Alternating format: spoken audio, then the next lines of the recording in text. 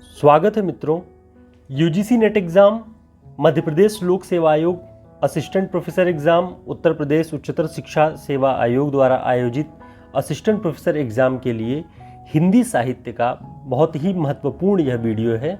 आप इसमें सुमित्रानंदन पंत पर बनने वाले सभी प्रश्नों का संग्रह पाएंगे। सुमित्रानंदन पंत से पूछे जाने वाले सारे तथ्य आपको इस वीडियो में एक साथ मिलेंगे। तो शुरू करते हैं। पहला प्रश्न है, कला और बूढ़ा चांद के लेखक कौन हैं? दिनकर, सुमित्रानंदन पंत, निराला, नंदुलारे वाजपेयी। तो जो इसका सही उत्तर है वह है सुमित्रानंदन पंत। पंत जी ने कला और बूढ़ा चांद लिखा। तो अब हम सुमित्रानंदन पंत से पूछे जाने वाले अन्य बहुत ही महत्वपूर्ण सारे प्रश्नों को, सारे तथ्यों को देखेंगे।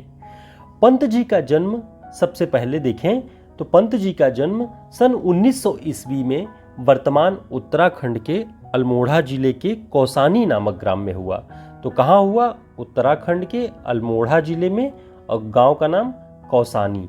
तो ये आप ध्यान रखिए। इनके बचपन का नाम गोसाई दत्त है। पंत जी की जो पहली कविता थी उसका नाम गिरजे का घंटा, जो कि सन 1916 ईस्वी में प्रकाशित हुई। तो पहली कविता पंत जी की अगर पूछे, पहली कविता संग्रह नहीं, पहली कविता वो है गिरजे का घंटा। इन्हें प्रकृति का सुकुमार कवि कहा जाता है। आप सभी जानते होंगे कि पंत जी को प्रकृति का सुकुमार कवि कहा जाता है। पंत जी अरविंद दर्शन से प्रभावित कवि माने जाते हैं। तो जिस दर्शन का इनके ऊपर सर्वाधिक प्रभाव रहा वह अरविंद दर्शन था। इन्हें छायावाद और प्रगतिवाद के संधि स्थल का कवि कहा जाता है। यह इसलिए कि जब ये छायावादी रचनाएं लिख रहे थे, उसके बाद ही जब प्रगतिवादी कविताओं का दौर आया तो इन्होंने अपनी कविताओं का स्वर बदला। इसलिए छायावाद और प्रगतिवाद के संधि स्थल का कवि इन्हें कहा जाता है। तो प्रगतिवाद की रचनाओं का भी स्वर इनकी कविताओं में आपको दिखाई पड़ेगा, जो 1936 के बाद प्रकाशित हुई हैं। इनके काव्य संग्रह पल्लव में लिखी उनके द्वारा जो भूमिका है उसे छायावाद का मैनिफेस्टो कहा जाता है, और इसे कहने वाले डॉक्टर नगेंद्र थे। तो जब भी परीक्षा में यह प्रश्न आए कि छायावाद का मैनिफेस्टो किसे कहा जाता है, तो पंत के पल्लव में उन्होंने जो भूमिका लिखी है उसे छायावाद का मैनिफेस्टो माने घोषणा पत्र कहा जाता है। तो ये आप देख रहे थे, बहुत ही महत्वपूर्ण प्रश्न। आगे देखते हैं। पंत जी को संवेदनशील इंद्रिय बोध का कवि कहा जाता है। यानी इनका जो इंद्रिय बोध था, इनकी जो संवेदनशीलता थी वह बहुत ही ज़्यादा थी प्रकृति के प्रति, इसलिए इन्हें संवेदनशील इंद्रिय बोध का कवि कहा जाता है। पंत जी की मृत्यु सन 1977 में इलाहाबाद में हुई, जो कि यहाँ पे टाइप नहीं हो पाया है। 1977 में इनकी मृत्यु इलाहाबाद में हुई। आगे हम देखते हैं इनकी सभी जो महत्वपूर्ण रचनाएं हैं उनके बारे में क्या कहा गया है, उन्हें कौन सा पुरस्कार मिला है। तो इसे हम देखते हैं कि इनकी जो पहला काव्य संग्रह है, देखिए हमने वहाँ पे ऊपर देखा कि पहली कविता का नाम इनके गिरजे का घंटा, ठीक। लेकिन जो पहली काव्य संग्रह है वह 1920 ईस्वी में है, उच्छ्वास नाम से। तो इनकी जो पहली, पंत जी की पहली छायावादी रचना कौन है, जब ऐसा पूछा जाए तो आप उच्छ्वास बताएंगे।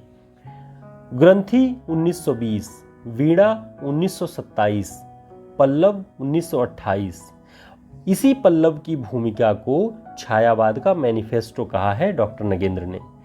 और इसी संग्रह में यानी पल्लव में इनकी जो प्रसिद्ध कविता परिवर्तन है, जो कि यूजीसी नेट के सिलेबस में, हायर के सिलेबस में, मध्य प्रदेश लोक सेवा आयोग के सिलेबस में, लगभग सारे सिलेबस में परिवर्तन कविता का जिक्र आता है, जो कि पंत जी ने लिखी है। तो और ये संकलित किस्म है पल्लव में। आचार्य शुक्ल इसे पंत जी की पहली प्रौढ़ रचना मानते हैं। जो ये पल्लव है, पल्लव संग्रह, इसे आचार्य शुक्ल पंत जी की पहली प्रौढ़ रचना जिसमें परिपक्वता दिखाई देती है, ऐसा शुक्ल जी मानते हैं। गुंजन 1932, गुंजन को इनकी अंतिम छायावादी रचना माना जाता है। इनकी पहली छायावादी रचना हमने देखा कि उच्छ्वास को कहा जाता है, लेकिन जो इनकी अंतिम छायावादी रचना है वह है गुंजन। आगे देखते हैं युगांत। युगांत 1936 में, यहीं से जो छायावादी कविताओं का दौर था वो खत्म होता है और प्रगतिवादी कविताओं का जो संधिस्थल हमने कहा वो इनकी रचना में दिखाई देता है, जो 1936 में प्रकाशित हुई है। युगवाणी 1939, ग्राम्या 1940, जिसमें भारतीय ग्रामीण जो परिवेश है, परिस्थितियां हैं, उन पे आधारित, उनकी दुर्दशा पर आधारित, उनकी जो भी दशाएं हैं उन पे आधारित कविताएं हैं।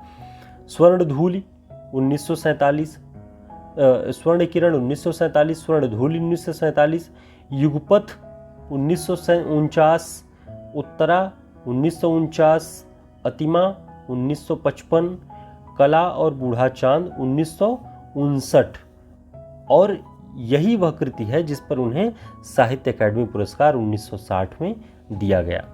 तो किताब आती है 1959 में कला और बूढ़ा चांद की, और पुरस्कार उसे साहित्य अकादमी का 1960 में मिलता है।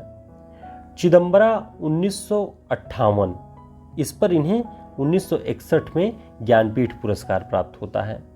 लोकायतन 1964 में लिखी गई और इसे जो है महाकाव्य माना जाता है, जो कि महात्मा गांधी जी के जीवन पर लिखा गया है। इस पर उन्हें सोवियत लैंड नेहरू पुरस्कार भी श्रीमती इंदिरा गांधी जी के द्वारा दिया गया। तो ये बहुत ही महत्वपूर्ण प्रश्न हैं जो कि बहुत सारे परीक्षाओं में पूछे गए हैं, और आपको इस वीडियो में एक कलेक्शन के रूप में मिलेगा जो हर एग्जाम में आपको काम आएगा। पंत जी की कौन सी पुस्तक महात्मा गांधी के जीवन पर आधारित है? तो महामानव, आत्मजयी, लोकायतन, एक और पुरुष। तो इसका जो सही उत्तर है वह है लोकायतन। लोकायतन पर हमने अभी बात की कि लोकायतन पर को इनका महाकाव्य माना जाता है। सोवियत लैंड नेहरू पुरस्कार इंदिरा जी के द्वारा दिया गया है और 1964 में ये संग्रह आया, और इसे ही महात्मा गांधी के जीवन पर केंद्रित करके उन्होंने लिखा है। आत्मजयी कुंवर नारायण जी की है, जो यम और नचिकेता के संवाद पर लिखा गया है। पंत को किस कृति पर ज्ञानपीठ पुरस्कार मिला? अब देखिए, लोकायतन, चिदंबरा, गीतहंस और ग्राम्या। तो ज्ञानपीठ पुरस्कार की बात हो रही है यहाँ पर। हम पीछे जाकर अपनी रचनाओं को अगर यहाँ पे देखें तो ज्ञानपीठ पुरस्कार जो है वो मिला है चिदंबरा पर, जो 1958 में आया और 61 में उसे ज्ञानपीठ पुरस्कार मिला।